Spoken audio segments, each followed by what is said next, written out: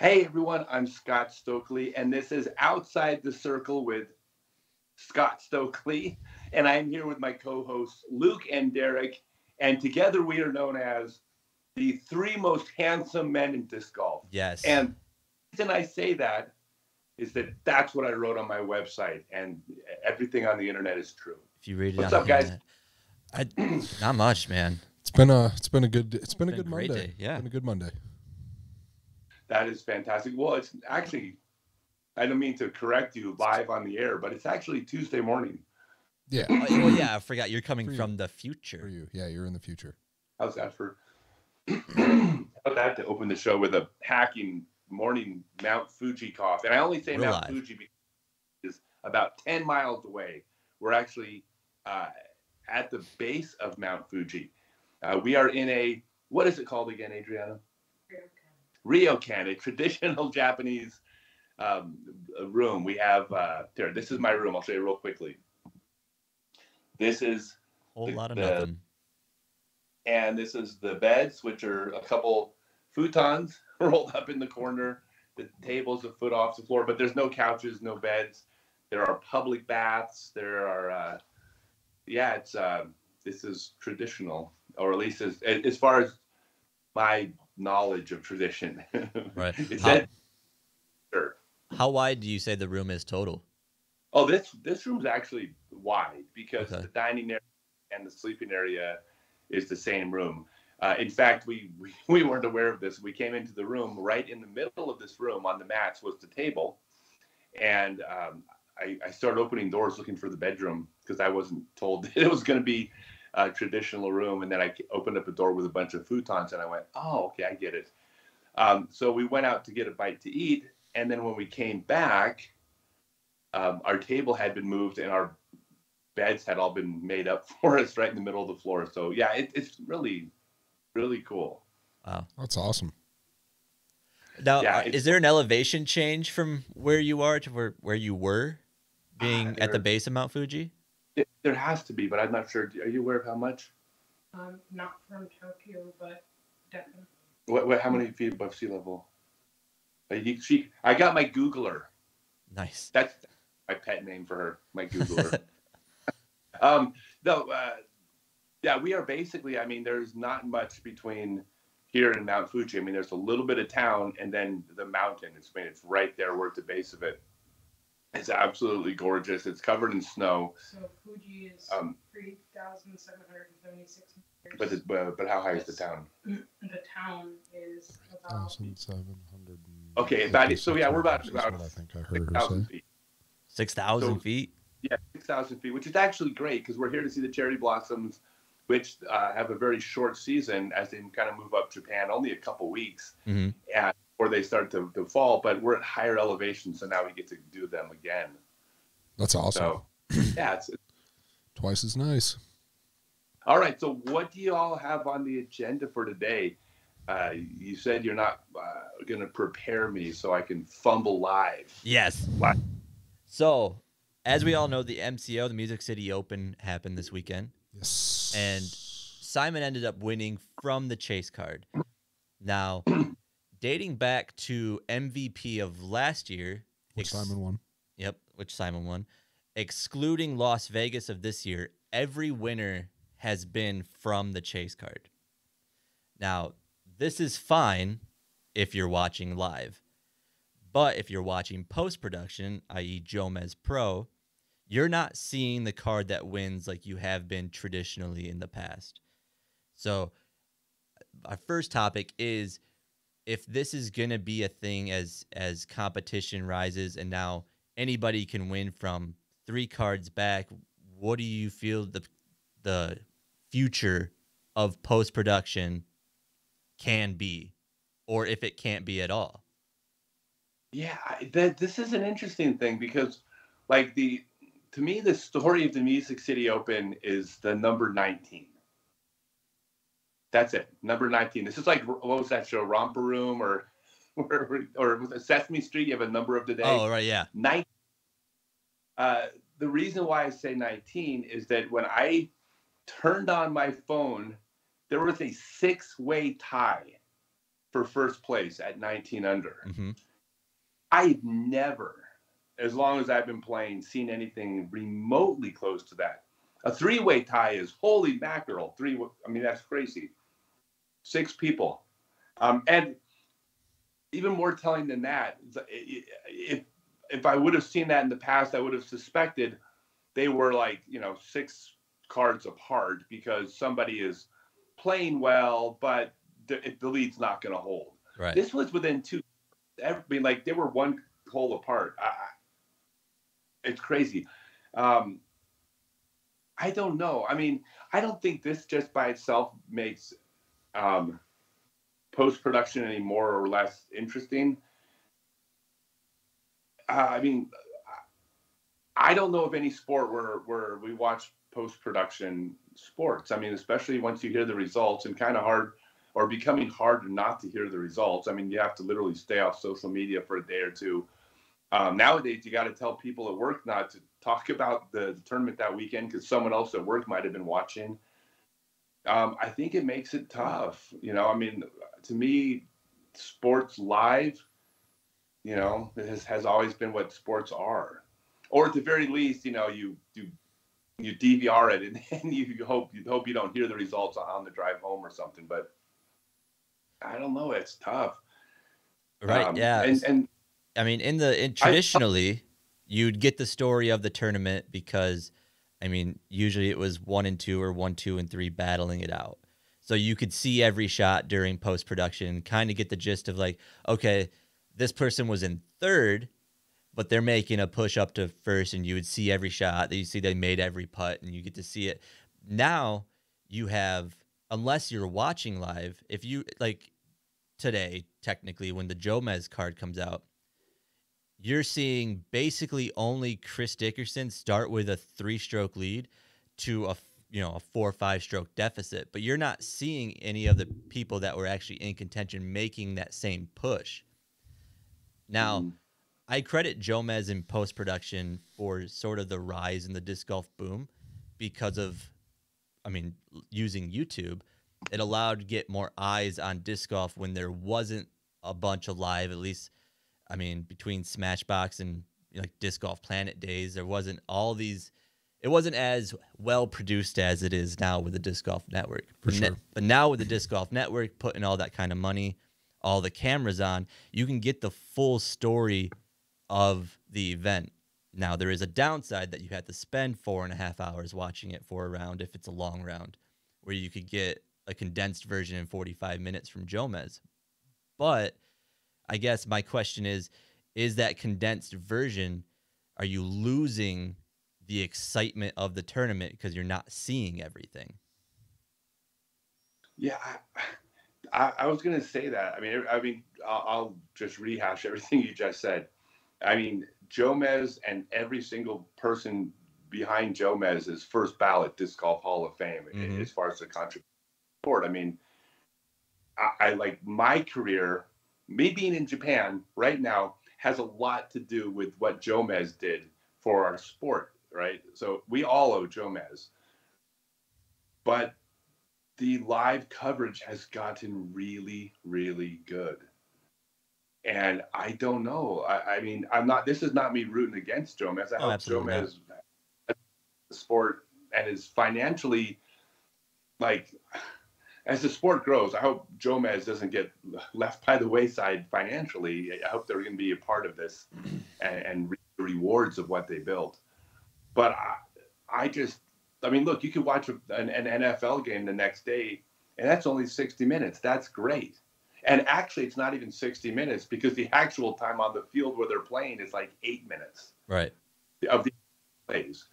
Like, why didn't that catch on? I mean, baseball. You could condense baseball down to a 1-hour game and probably make it far more exciting. Why didn't it catch on? So it's not that I don't want that to continue to be a thing, but human nature doesn't change between sports.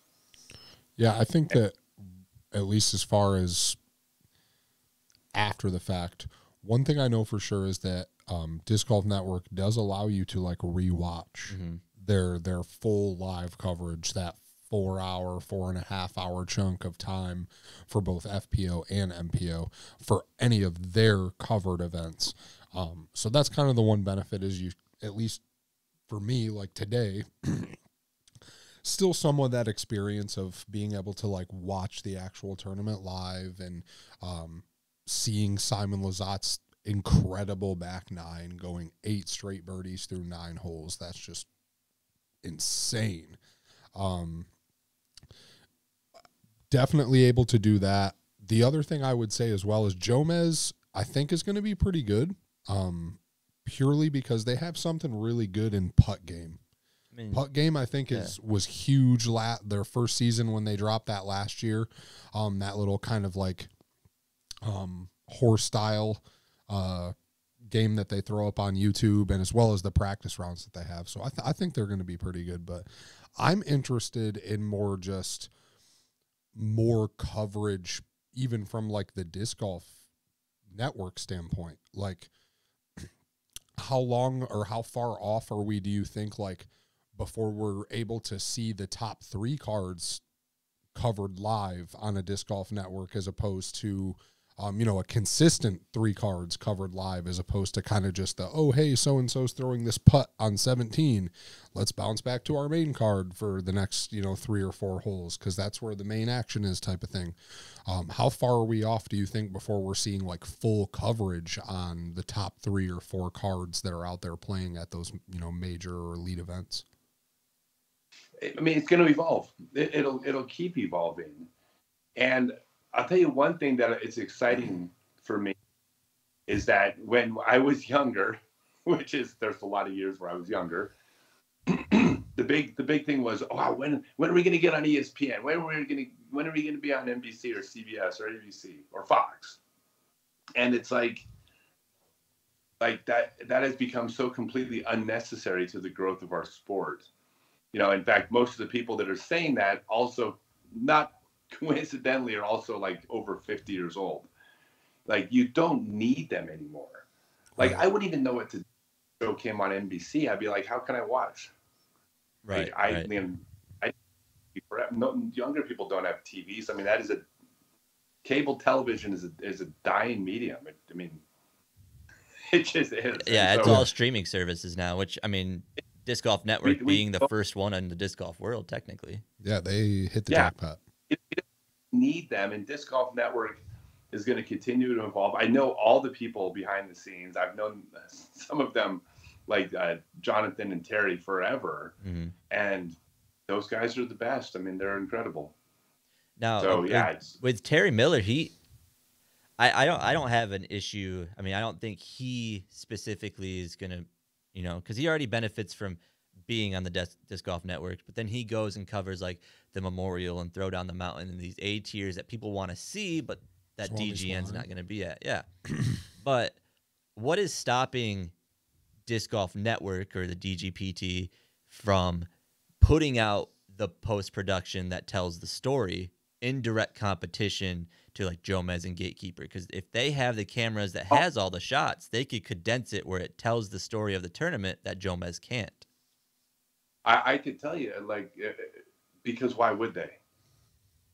I mean, if I started putting out post-production of NFL games, and even if people are watching them, but the numbers are shrinking, like, is the NFL say, well, how can we compete with the post-production show when everyone's watching live? I just think it's just, I think the post-production was a transition and a brilliant one. Right. But I mean, it's not different. We're not a different species of animal watching disc golf than watches other sports. Like, that is never caught on in other sports to the best of my the post-production was the stepping stone to the live production that we have now. Yeah. I mean, we didn't have a medium to do, or else Jomez would have done it. Jomez they're the kings. I mean, they're the best. Jomez is Jomez. Love and respect Jomez. But it's sports. I mean, sports is about watching live with your buddies, and then if you happen to be at work that day, or you're stuck at your stupid friend's wedding or something like that, then then you hope nobody like spoils it for you, but somebody will. I mean, Right. I mean, everyone experience of like you've taped the game and one person will say one thing. My phone used to say that. I used to tape the Broncos games when I was at work, and then my phone would send me alert to one, and I'm like, why the hell would my phone do that when clearly like 8% of people probably are watching the DVR game, and then I'd be like, well, I guess I'm not watching the game now. Like, I don't know. It's a transition. Right. It's So got to be. is there a future for Jomez? I mean, there is going to be some kind of way, but is it going to be in the traditional way that we see them usually? I think that look, NFL Films had a very, very nice brand with footage and their library of and there's always going to be additional stuff besides just the play-by-play on the field. I mean, I don't know, I'm just going to make this up, but for every minute of game time the NFL shows on the field, there's probably 6 minutes of production throughout the week of NFL stuff going on. I mean, it's a minority of time, I'm guessing, of actual play time. That's not the only part of the sport, and it doesn't mean Jomez can't be a part of the live coverage either. I have no idea the relationships of the parties involved, but I mean, you have a bunch of qualified people that do a really good job, and qualified people that do a good job are an asset to any organization. Absolutely. Right. I mean, and Jomez does a good job with their, I would say, disc golf related content. Like, I mean, recently with the Montenegro video with the Paul Macbeth Foundation, and then their putting game and any other kind of like documentary style films that they do a great job with it. I just don't know if that's going to be enough to keep them afloat, only if they don't have rounds to produce anymore. Don't get me, I don't want to see Jomez go away either. I discovered disc golf through Jomez, so I don't want to see him go away. Hey, you want to hear a funny Jomez story? Sure. Yeah, send it. Yeah, I love my life lessons, but this is about being proactive with your career or your brand. I mean, this is one of the things that you do. Adrienne is going to laugh when she hears this. So they are in Texas, in I can't remember the name, but it's kind of a smaller town in Texas. And we were down in, I think, San Antonio, about 4 hours away. And I was going to be heading out west. But I wanted to get some, right before the Pro Tour started last year, I wanted to get some coverage on Jomez, right? Because I'm promoting me and my brand. And I want to get Jomez to get some footage of me. So I contacted them and I said, hey, I would love to shoot a practice round with you guys, or let me back up. What I said was, I can't remember the name of the town. How can I'm trying to blank. What town is Jomez in? Not San Martin. San something. It's San Angelo? San Angelo. Okay, thank you. All right. So I was in San Antonio. I was like 3 or 4 hours from San Angelo. And I said, hey, guys, I was just passing through and I got a hotel in San Angelo tonight. And it just dawned on me that you guys are here. You want to shoot a round of golf in the morning?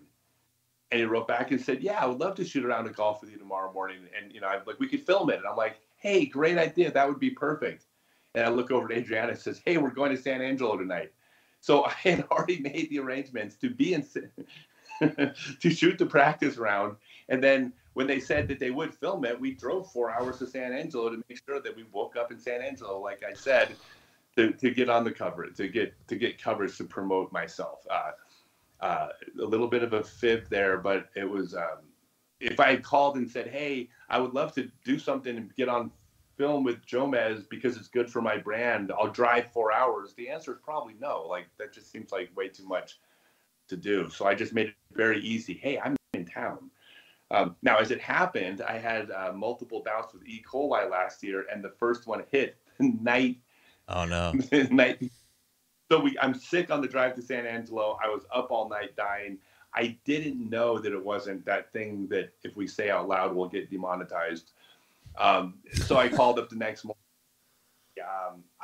I'm not feeling good, and I know we're going to be outside, but I'm also concerned that it might be this thing. And he said, yeah, well, I'm going to. I have family. I have older family members that I spend time with, and this is not going to work. So we never did shoot the coverage. But yeah, that's how I was going to have a Jomez video about me. Yeah, I love those guys. They're the best. Yeah, they do a great job with whatever they do, and the fact that they can get coverage out as quick as they do is a feat into itself. Yeah. I just you think I was just thinking about it with all the people coming from Chase Card, like I said, I don't want to see them go away by any means, but there is going to be a time where it is going to be live to get the story or nothing, just because of the talent that we have coming up. It is. Hey, so can I make a quick plug? It's Yeah, not really a absolutely. plug. I'm not going to. By the way, I just asked permission to make a plug with my name in the show. How's that for showing my co-host? Much obliged. Plug away. You guys handle logistics and are the brains of the operation, so I have no problem running stuff by you every time. No, I'm not trying to sell anything. I've been advertising for a graphic design person. We got several people. We got a lot of people contacted us. Everyone's great, but there's a couple that have stood out. We're reaching back out to everybody now to let them know we probably got this one nailed. But I need a social media person. I have a big project that needs a massive amount of social media push beyond what I can do just posting to my Instagram and Facebook and YouTube. I need someone to build a campaign that'll run for 4 to 6 weeks from scratch for a product that needs to be on everything, including Twitter, which I'm not. I mean, I know how to use it, but there's using it and being good at understanding how the algorithms work is a different story. So if anybody out there is a social media marketer, and I don't just mean you post all the time to social media and you're fluent, more to it than that. There's far more that needs to happen to grow something quickly as a business. Please reach out to me in my Facebook, Best in Facebook. Message me and let me know, and we might have a job for you for the next 6 weeks. So that's all. That's all I got to quote. Get at him. Heck yeah. So what else is anything else happening in disc golf besides well, I got the thing that came through the wire. Apparently Simon Lizotte is good.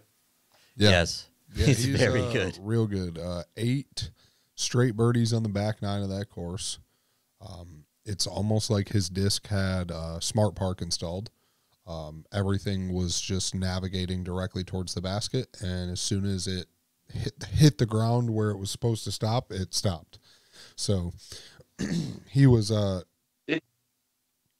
yeah, go ahead.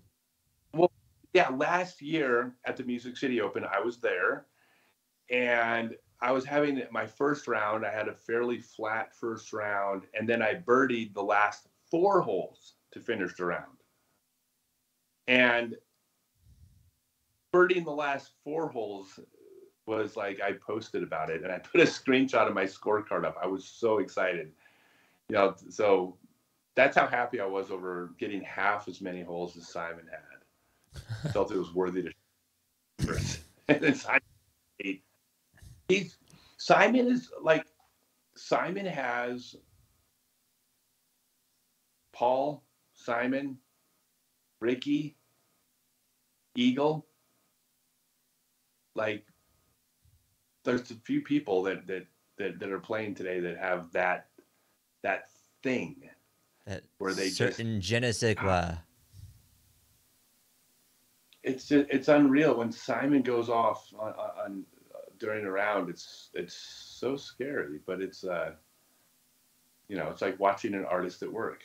I love it. And it really, he makes it so when he's having a great round like he was on Sunday, he makes it look effortless.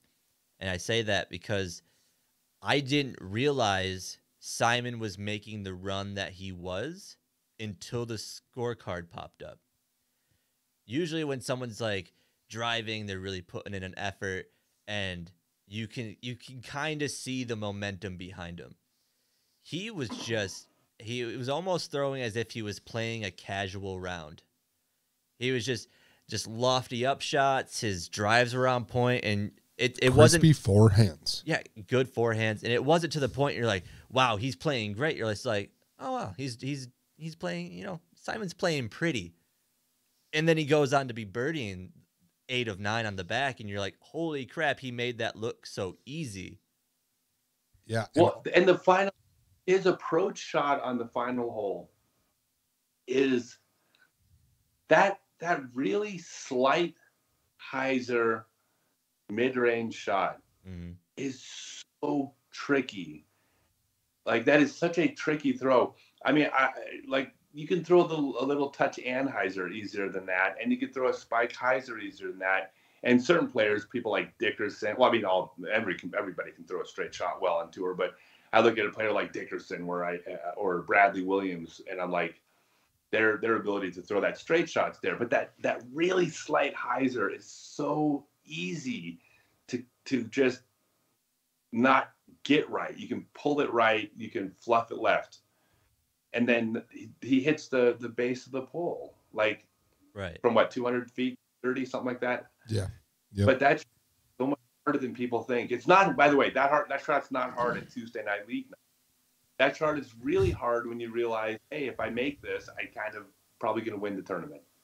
Well, and that's the thing is, like, he kind of spoke a little bit after, like, he won, and in his brain, like, even after he got over with the round, he had no thought of him winning that tournament. He was like, nah, like, you know I played really, really well on that back nine, but in his brain, he definitely didn't think he was, like, sitting in first place by enough that it was going to come down to, you know, a playoff or him winning. And then when he got back to the scoring tent and him and his caddy were kind of sitting there finally looked at the scores, I think, and even during live coverage, you can see a little bit that, like, he was like, oh my God, like, I could actually win this. Like, this is going to come down to basically Gannon. Like, Gannon has to birdie 16, 17, and 18 to force a playoff. Like that like, I'm either going into a playoff with Gannon if he birdies the next 3 holes, or I'm winning this tournament. And you could see that emotion change from, like, him having really no idea that he was going to, you know, be winning that tournament to absolute nerves, to full blown, like, holy smokes, like, this is going to come down to basically how well somebody's going to play 3 holes. And unfortunately for Gannon, you know, he ended up bogeying 17, which was kind of a tough beat. But ultimately, Simon was just through the moon as soon as, you know, he got into that scoring tent and kind of realized, like, holy smokes, I'm actually got a good shot to win this, depending on how everybody else plays. Yeah, I think. Well, and what's fun for me now is I'm watching the older players who aren't that old, right? But they're like, it feels like they're still holding off the next generation. Not every weekend, obviously. You know, I mean, Cole can come out and win. Anthony Barella is about to blow up. I mean, that kid's playing so good. I'm so sorry. Oh, you're fine. But you see them being held off a little bit, but it's like there's cracks. There's a crack, and then, you know, that's when Gannon, like, pours through the cracks, like, you know, and like once the dam breaks, it's going to be hard to patch up that dam, right? Stopping that flow will be tough, but it's still happening. I mean, when Paul won Worlds, like, it felt like going to that tournament that the changing of the guard was here. Mm-hmm. It wasn't. That was, but it's happening. It's like we're watching it happen in front of our eyes. And when it happens, like I said, like, once those floodgates come down, the landscape's going to change. But the Simons and the Pauls, they're still there. You know, I mean, Eagle's going to get healthy. Eagle has a lot of years left. Eagle's still young, but. You know, Eagle's going to be carrying the torch, because Eagle's almost one of the older players now, but he's not. He's chronologically younger. I think he's around 23. But I mean, yeah, we were talking about on our podcast. We were talking about Simon. But doesn't Eagle feel like he's been around longer? Doesn't it feel like Eagle is part of that crew of the Paul and the Rickies and the Simons? Yeah, I remember watching blonde hair, like floral, skinny Eagle back in the day, playing at GBO, He seems like he's been around for ever, so you think he's one of the older guys. But I don't think he's even 25 yet. Young. He just started off playing so young. Had such great talent at such a young age. Mm-hmm. Yeah, I remember when Simon announced, we were talking about it on our podcast, and I probably made the stupid prediction. I said I wouldn't be surprised if we didn't see Simon win all year. And that laughed. And he laughed at me. I laughed. But my reasoning is he'd been throwing the same discs for 10 plus years, and now he's finally got this new bag. And it's nothing against his talent, but it's MVP, but it's really 3 companies to choose from as far as molds. You got MVP, Axiom, and Streamline. So I was like, man, that's going to be real hard out of, I don't know what their lineup is, but it's got to be probably close to 150 discs, if not more, between the 3 of them to choose. Well, this one's going to be my PD replacement. This one's going to be my FD replacement. Oh, I need this for P2. You know, it's got to be hard to find those replacements. So I was like, I know he'll end up winning again, but go ahead. Can I let you out a secret? Yeah. Okay. Switching between companies it's a great storyline. There is absolutely nothing to it. There is nothing to it. I mean, you have an overstable Speed 9 disc in your bag from one company. With that company, every time you get a new disc of that mold, it flies a little differently. And so you have to learn that one disc or this brand. Okay, the pink ones are more overstable than the white ones that arrived in my shipment. And like you learn that and you feel it, and you don't even really think about it. You just kind of know to put more angle on it and you feel it. Well, when you switch from one mold to a Speed 9 overstable disc from another company, it's the same disc. Mm-hmm. And it is not, it isn't hard. A good player can borrow a golf bag from another player, go out in the field, throw the discs a few times and shoot very close to the same score. You know, it isn't. Now, I mean, I suppose if you had one disc in your bag that's been in there for a year and a half and it was a D-line disc, so it had gotten beaten in, maybe you could learn that disc differently. But close around maybe. If you lose that disc, it's not like you lose the next tournament, you know, even with the same bag. It's not hard to switch. It really just isn't. It's a great story, but it's like switching golf clubs from one company to the next. I mean, I'm sure there's differences, but right. Yeah, absolutely. No. So I was laughing. People were asking about that, like when Paul switched to Discraft. That was the big talk. How long will it take for him to get used to the new discs? And in my mind, I'm like 45 minutes. Right. Yeah. Maybe an hour. Maybe an hour if it's hot out and he's walking slowly. Yeah. The only one I remember him saying he ever had an issue with it was the buzz, because he was trying to throw it like a rock instead of throwing it like a buzz. Right. It's a little bit. It is. Yeah. No. Let me add this. So not every disc, obviously, between companies are identical. There are going to be differences. Right. But everyone's got a straight flying mid range.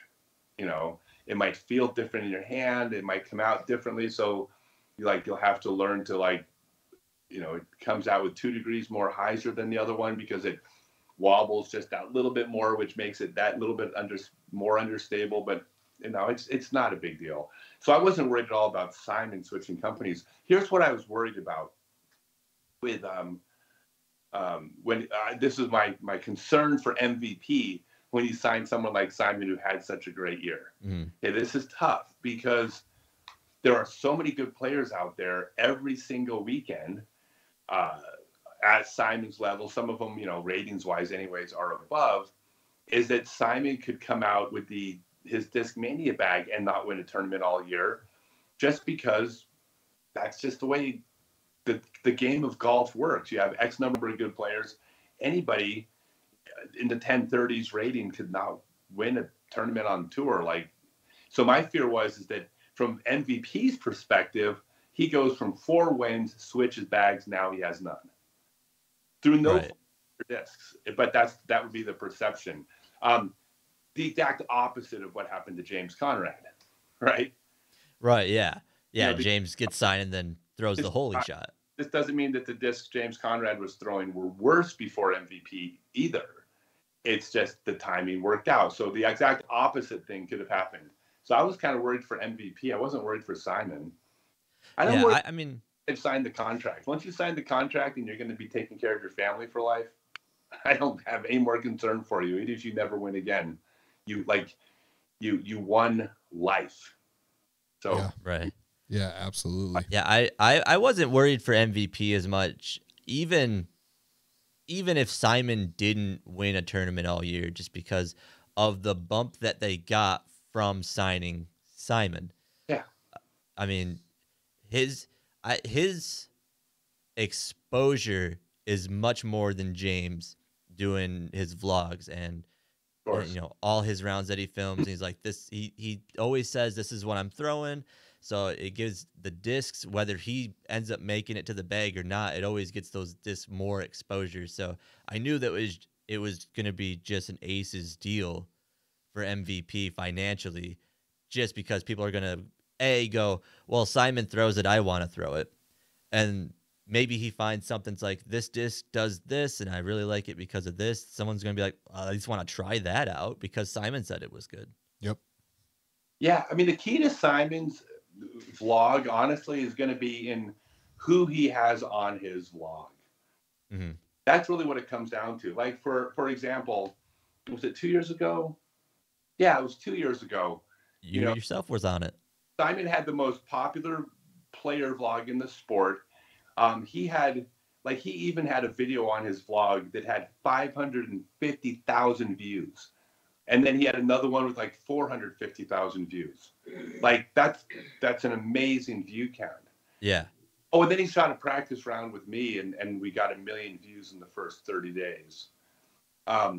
So I think the key is it's all about the star power of the people you have on your vlog with you. Right, for sure. And kind of, I know on camera trying to purposely do a quote wry grin. Clip it. Not sure I'm doing it right. Thumbnail. Yeah, that's the thumbnail right there. Thumbnail. Just that face. Yeah.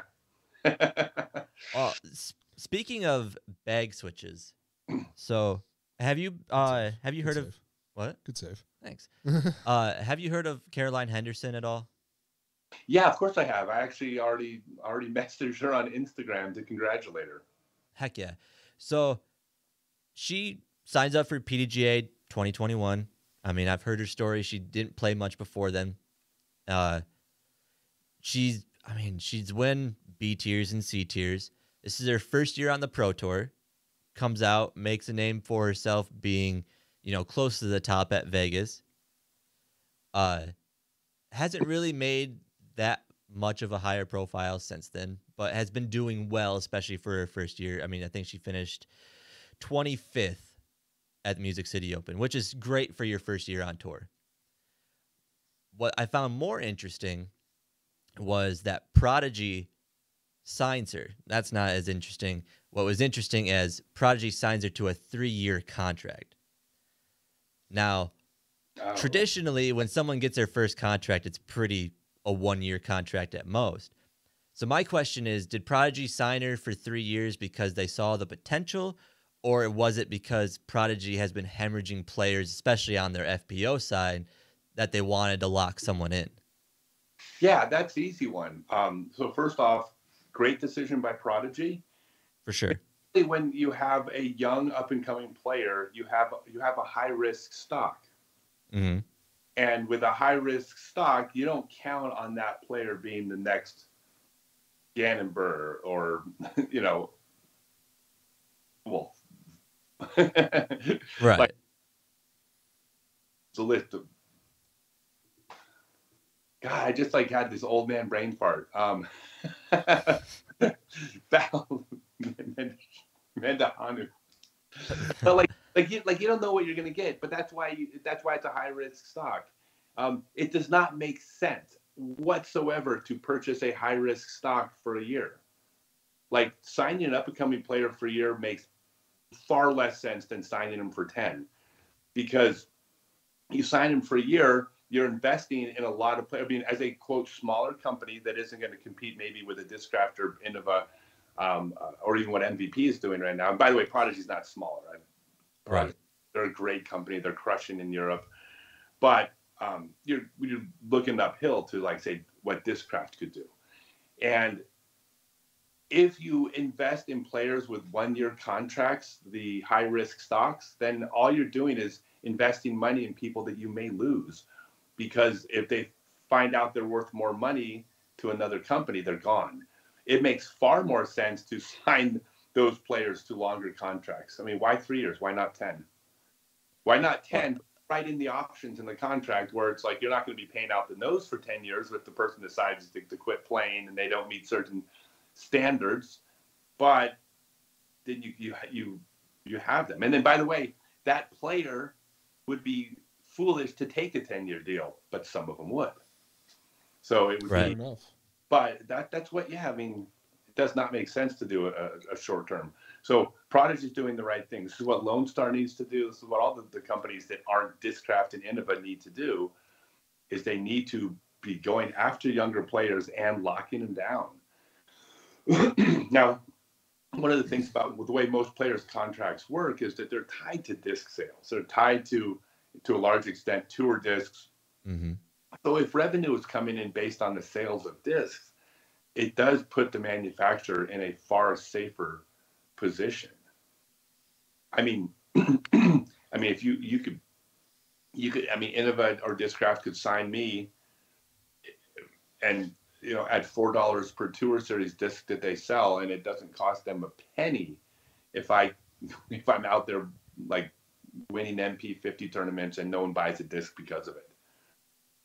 Right. So Right. So they can make these types. It's not a guaranteed cash contract. I don't know the specifics of a deal, but I'm sure it's not a guaranteed contract. I'm sure it's tied to the merchandise sold. I would assume. Right. I don't know the specifics. Obviously, I mean, companies are really hush hush unless you're Paul, and even the Simon deal got leaked, even though it wasn't supposed to. But I guess my point is, traditionally we see companies signing new players to a 1-year deal. They're wrong. Right. Are we at the turning point where new companies are going to start signing longer deals for unproven players? Because usually it's the proven players get the long contracts and the unproven players get the 1-year deals. Are we starting to see now that the unproven players are going to start getting longer deals? Yeah, they should. I mean, this is baseball before free agency. You sign with a team, you sign for life. Players, fantastic for the teams. I mean, free agency is what instantly made small market teams unable to compete. Because before that, small market teams could. There's a reason why those teams did better in the past than now. So, but it's also up to the players not to take the deals they don't want to take. I mean, a player doesn't have to take a long-term deal. I mean, if you're a 17-year-old up-and-coming player and you really, truly believe that you're going to be a 10-50 player in 2 years, don't sign an 8-year deal. That would be the worst thing you ever did. You could make the argument that Paul's deal wasn't a good deal when you later on. Here, perfect. Okay, I don't know the exact details, but I believe that Scottie Pippen signed a deal where he was making like a guaranteed. Okay, I'm getting the numbers wrong. Put it in the comments, but I think he was making like $2 million a year guaranteed, or some ridiculously number like that, when during the course of his contract, he became a $20 million a year player. Yep. But at the time, he secured his future, his family, but he didn't, it wasn't the best decision. Now, had Scottie Pippen blown out his knee after a year and kept getting a check for 10 years, then it was a fantastic decision. So best decision of his life. It's hindsight's 2020, but as an up-and-coming player, I wouldn't sign a long-term deal. The way the sport's growing, you're going to be worth more later, but the company should be trying to get to. So I think it will be a trend. Why wouldn't it be? It's smart. Hats off to Prodigy. That's a win. Huge win. Yeah, for sure. That's for sure. And I know with like Paul's deal, he's talked about he has periods of renegotiation in it. So it's not just this is it, and then at the end of 10 years, that's all you get. He I mean, I don't know Paul personally, but he seems like a smart enough businessman to know that's like, look, if my stock goes up, I want more. Paul's a smart guy. You know, a lot of the things that I know that what Paul did, and by say Paul's management, Paul's contract has set a precedent for how players' contracts work. I told Paul to his face one time, I think it was a DDO like a year and a half ago. I said, Paul, every player in this sport, every professional disc golfer has an obligation to come up to you and thank you for the money they're making. Because he didn't just set the bar higher as far as money. Like there's things that I'm aware of, such as you are required to have, if you have a Tour Series disc, I believe you're required to not run out of that Tour Series disc. So when there's a global, shipping crisis, right? Then all of a sudden, like you can't make discs. Everybody's behind on discs. Wow, no one's running out of Tour Series discs. Well, why would that be? Well, because if you're contractually obligated to not run out of those discs, but that makes sense because if you're if you're a player and you're being paid off the sale of your Tour Series discs, but the manufacturer makes money not only on those Tour Series discs, but also associating your name to the brand. In theory, the manufacturer could have a financial interest in running out of Tour Series discs and effectively paying you less than they would have to pay you, but still getting to market their brand with your name. Right. Not that any, I'm not questioning the integrity of any of the companies involved, but it puts you in a very vulnerable position. If they are required to not run out of your discs, then you have a lot more power as a player. Well, I believe that is a precedent that's been set with Paul. I don't know any of the details, so every manufacturer out there could be screaming at their phones going, that's not the way it works. And maybe they're right, but to my knowledge, I believe that a lot more player security has come all from Paul's precedent. Right, and then you start seeing, I don't want to say players, quote unquote, copy his contract, but you see like Ricky, where he signs the was it 4-year deal, $4 million deal, which is basically the same structure as Paul's, is only less time. Less time, yeah. And then you have the Simon deal, which was leaked that it was 10 years, $10 million, which is exactly what Paul got with Discraft. So you start seeing players who feel like they're on the same, or manufacturers feel like they're on the same, like on par with Paul, starting to offer those bigger names the same. And I know at some point, I mean, another player is going to be like, well, I just signed a 10-year, $20 million deal. And all of a sudden those 10-year, $10 million deals don't look as good. But it definitely upped the game where people's like, okay, now we have a line to go into negotiations with, because it's like we can use Paul as a prime example. Like I'm sure when Ricky was negotiating with DD, that he, whether it was DD or Ricky himself, said, look, this is what Paul gets. I compete with Paul, beat Paul on the regular. This is what I feel I'm worth. Whether, DD said, I think you're worth this, or with Ricky said, I'm worth this, it gave him that line that now they have a tangible number to go into negotiations with. And I believe that number is only going to go up from here. Mm-hmm. Well, yeah. And how a player competes on the course is very close to irrelevant to what they're worth to a sponsor. Mm-hmm. I mean, they're worth to a sponsor how much product they can move. Right. It's one of the big misunderstandings that people have, a lot of athletes have in a lot of sports. All sponsorship means is, if we sponsor you, how much more money, how much more profit will we see because of this sponsorship arrangement? And as a player, you are entitled to a percentage of those increased profits.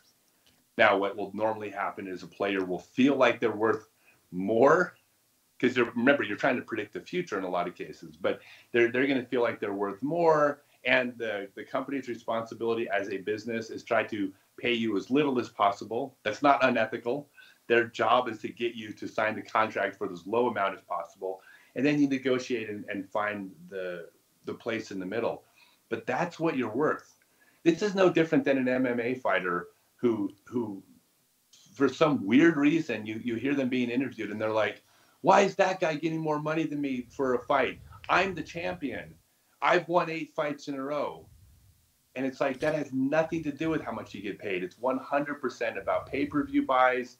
It's about how many butts you put in the seats. It's about how much merchandise you sell with your name on it. And then how much exposure you bring to the company's brand. How many fights in a row you win mean nothing. Hey, to best illustrate this, the 3 highest paid fighters in the sport as of a couple of years ago were Masvidal, Nate Diaz, and Conor McGregor. 2 of them were coming off 2 losses, and one of them was coming off a loss. And they were the 3 highest paid fighters in the sport because they drive the 3 highest pay-per-view buys. I mean, that's it. Yeah.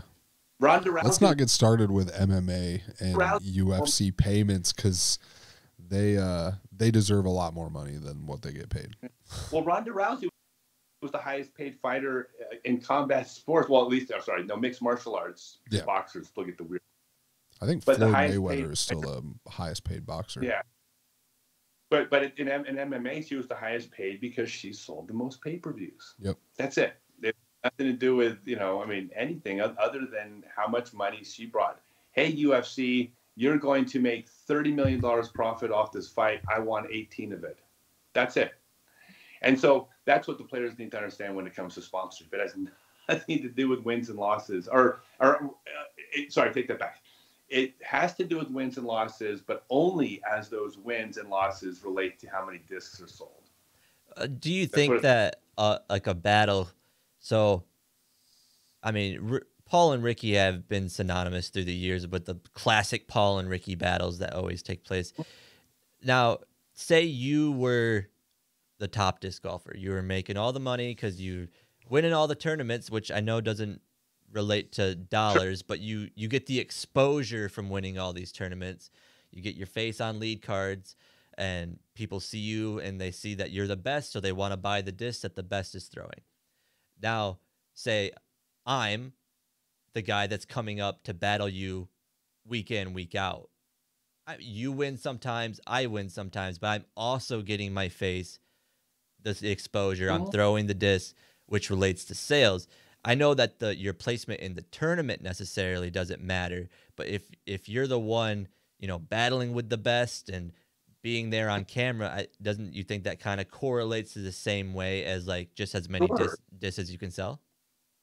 It does, but there's a stepping stone between you competing and the discs being sold, and that stepping stone is you competing against me. If I'm the best, broadens your fan base. Mm-hmm. That's the step in between, because your larger and growing fan base is purchasing more and more product. Right. This is why it's negotiating these deals. There's the challenge of, well, you're growing. Well, how many discs you sold last week doesn't mean that's how many you're going to sell next week or next year. So you're having to predict those, which is what every sports team in the world does when they sign a player. You pick up a player from free agency and you're like, that was a great deal or that was a bad deal. That, I tell you what, it's one of my pet peeves. There's so many things about pro sports that just where I'll be screaming at my phone, like practically. And one of the ones I hate the most is when a player comes out and they sign a deal for a certain amount of money and then they have a great season and then they think they were underpaid. And it's like, you are such an idiot. No, you weren't underpaid because you torn your ACL that season, you would have still got the same amount of pay. If you didn't pan out, you would have gotten paid. Right. It was all hindsight, but it's because you had a great season. It doesn't mean you were underpaid for that great season you had. The great season allows you to negotiate next season. Right. Yeah. It gives you a proven track record to use in the negotiation table. Yeah. One of the things I always I love to counsel's not the right word. Coach, mentor, like a lot of the younger players. I mean, as many that would want to come talk to me about it, I would talk to about it, because what I would say when talking to younger players about the business of disc golf as a player, I would say you need to listen to me. And when they, if they said why or they kind of joked about it, I would say, here's why. I am the 103rd ranked player in the world, and I'm probably the 4th highest paid. Right. Like, my income relative to my scores on the course are the most disproportionate. Probably, well, maybe Brody and myself. And that's not a knock on Brody, because Brody's like, like Brody could win the world championships this year. Brody's playing amazing golf. But his income for a while relative to his performance also is disproportionate. When you said you needed a social media manager, I was like, get Brody to do it. He's great at social media. He's a marketing genius. Brody is great. I have so much respect for Brody and what he's done with his career. One of the things that I tell players, I said, you're a professional athlete. This is my speech. It's almost something I've got memorized verbatim. I've given it to so many players. But I said, look, when you're a younger player, the thing you don't understand is that as a professional athlete, you are competing on 2 scoreboards. Now, one of those scoreboards is how many strokes under par you shot during the round, what place you finished at the tournament. That is one of your 2 scoreboards as a professional athlete. That is the athlete part of professional athlete. But the professional part of professional athlete is the other scoreboard, and that is your bank account. That is securing your financial future. That is securing your retirement. That is paying your mortgage. It's putting your kids through college. It's taking care of your family. It's being able to go to the doctor when something's wrong, or, fix your car when it breaks down, depending on what level you're at in your career. And you can't just focus on one of those scoreboards. Now, if you are an outlier, if you are one of the top several players in the world, then yes, focusing on your game will bring rewards to the second scorecard, but still nowhere near as much as if you focused on it as well. But the majority of players should always have that second scoreboard in mind, because your career and the money you make in this sport is not, or at least barely, related to how you play. There's so many more components to your career. You can't neglect those. The players who aren't 1050 rated or 1040 rated, who are neglecting scoreboard number 2, are the players who are going to go out, who are going to have the time of their lives for 3 years, 5 years, maybe 8 years on tour. And afterwards, they're going to go, well, now what do I do? Right. Maybe you got a college degree to fall back on, but more than likely you're going to probably take a job working at CBS. Yeah, and it's like you didn't have to do that, guys and gals. Like you had something to build. So I love watching the players that I see growing their brand, because you're securing that second scoreboard. That second scoreboard you're competing on for the rest of your life, by the way. Right. Yeah, absolutely. Like, that's the one that matters. Like I'm 53 years old, and I feel very confident that I'm going to age and be able to take care of myself, which is if you're not in that position, it's tough, because you had the time to do it, but you needed to focus on doing that at the time. So all the things I'm talking about as far as sponsorship, I'm talking to all the players out there that want to listen. It's like, the business of disc golf and the competition of disc golf are independent. They're independent ventures, but they're connected. Right. Synonymous for sure.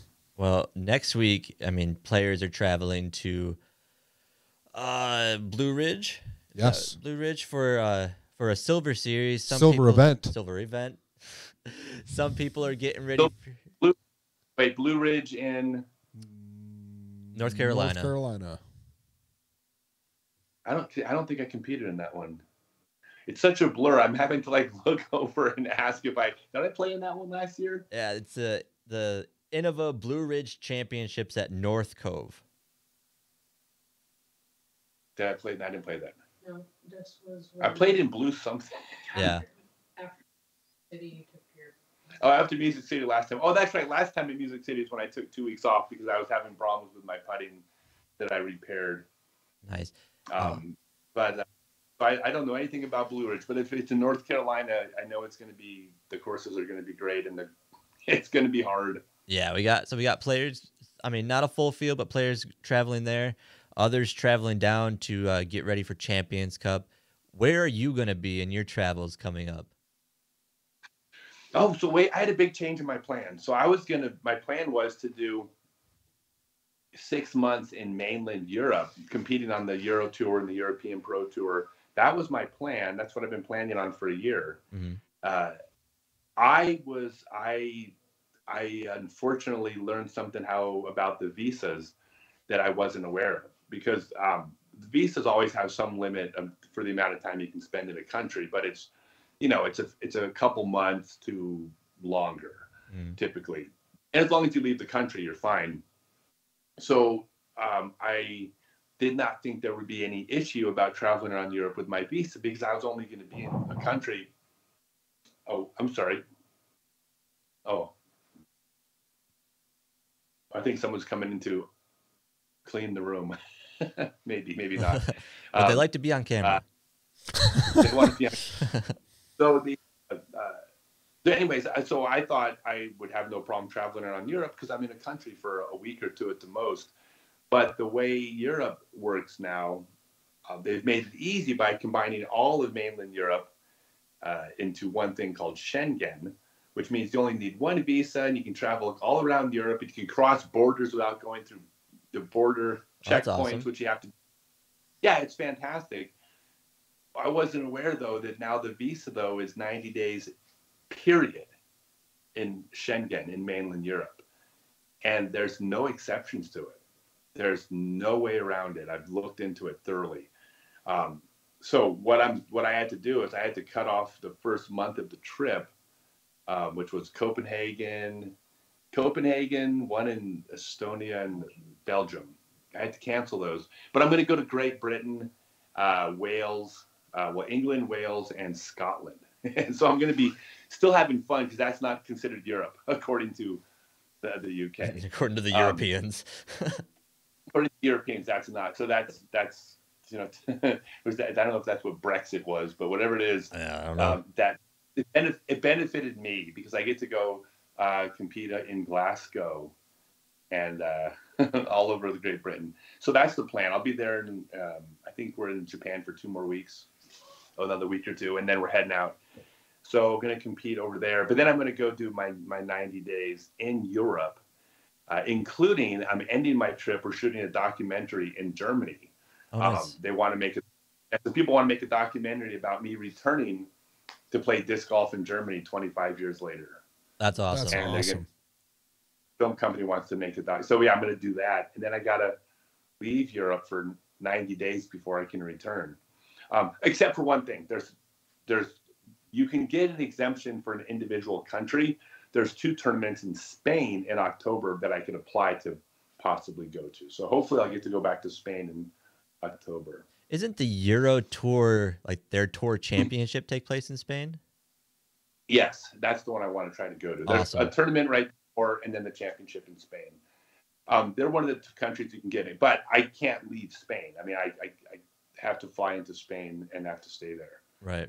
And I had to be very careful about this because, like, I wanted to post about how upset I was, and then I realized how awful that would sound. How awfully American that sounds.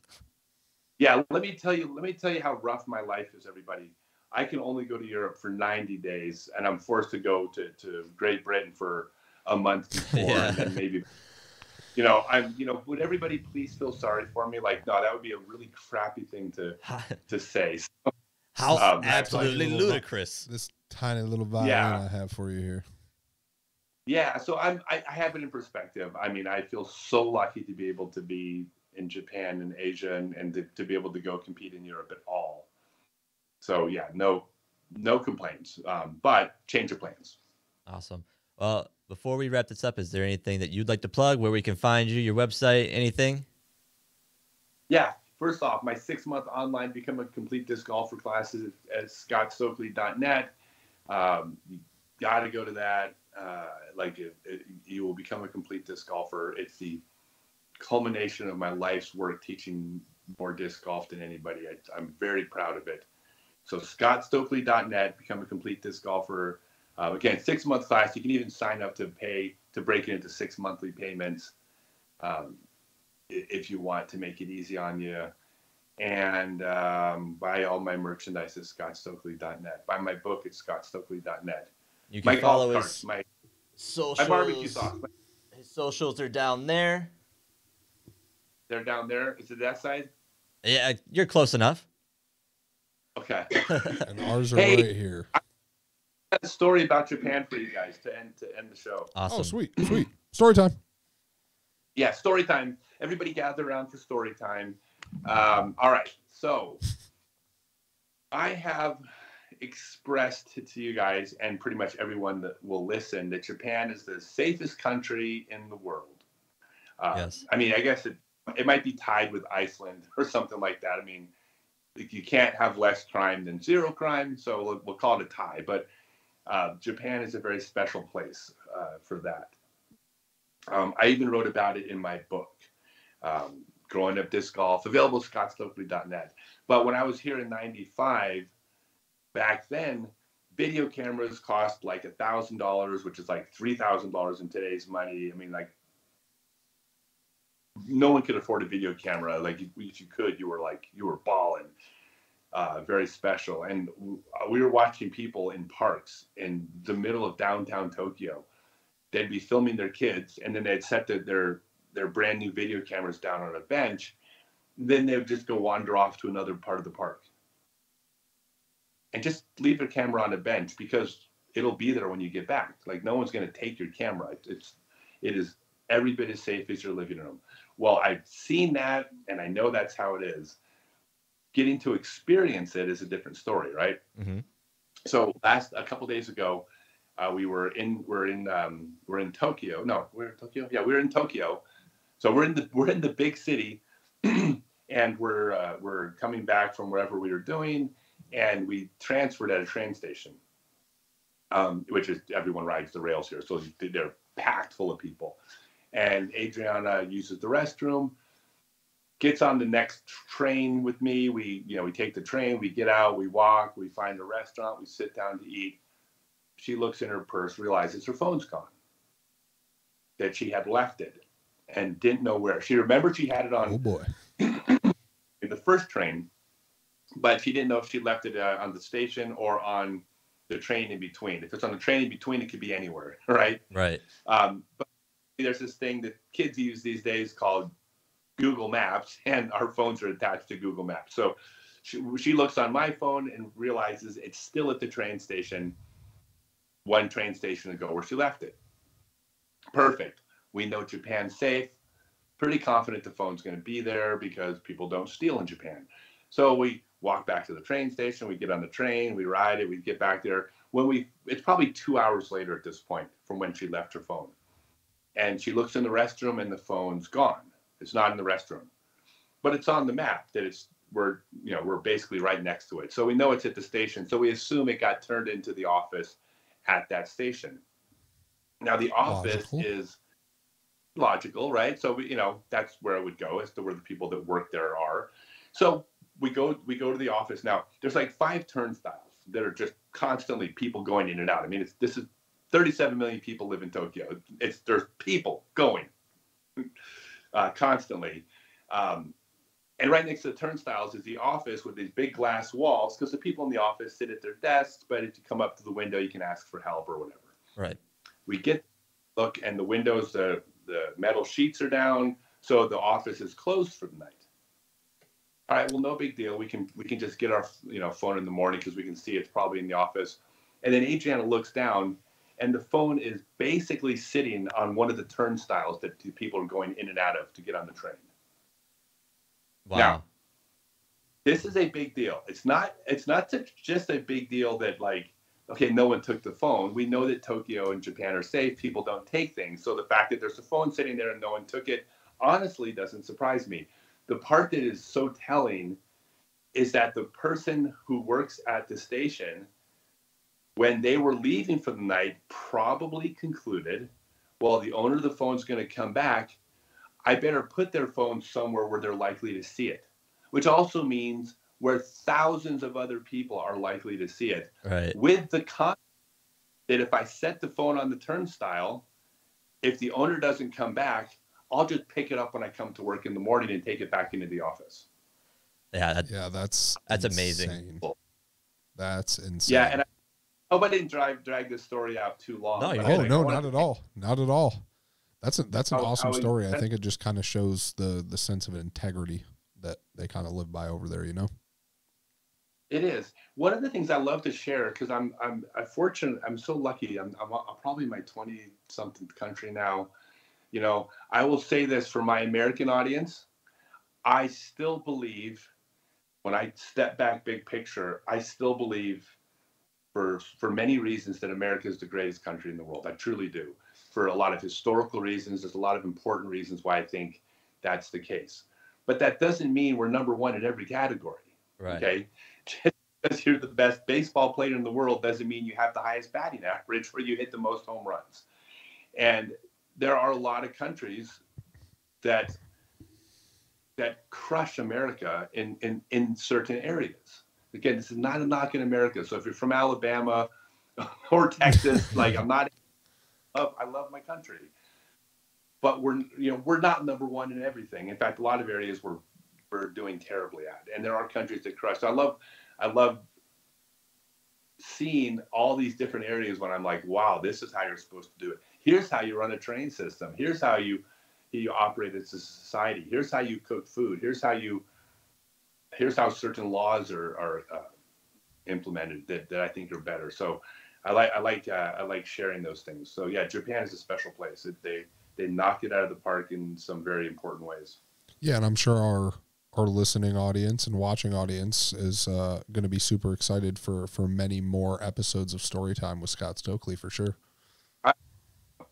I'm an old man. Us old men like telling stories. Number one. Number two, we like telling stories that start one direction and then just go nowhere. And that is, I'm honoring The Simpsons. I'm honoring Grandpa when I tell that, but it is true. I love my stories. I don't know where they go when they start. That's what happens when you get old. We're here for it. We're here for it. They're here for it. Dude, I have ADHD, so sometimes when I start a thought, it ends up somewhere else, and I actually coined it with the disc golf term. ADHDGC. It's the ADDG, attention deficit disc golf. It just, no matter where I start, I had to really focus on keeping it on track. There you go. Well, then you're going to do fine when you get older. You're going to fit right in. Oh, yeah. With us. With our people. One of us. The club. All right, well, we'll be back next week. Awesome, guys. You can catch Scott Stokely. Don't forget to go scottstokely.net. Instagram at SoStokely. YouTube.com/ScottStokelyDG. You can catch us, Twitter and Instagram, C1 in the morning. We're on Apple Podcasts, Spotify, and we'll see you guys next week with a brand new episode of Outside the Circle. Thanks, guys. Have a good one. Everyone. See you, Scott. Bye.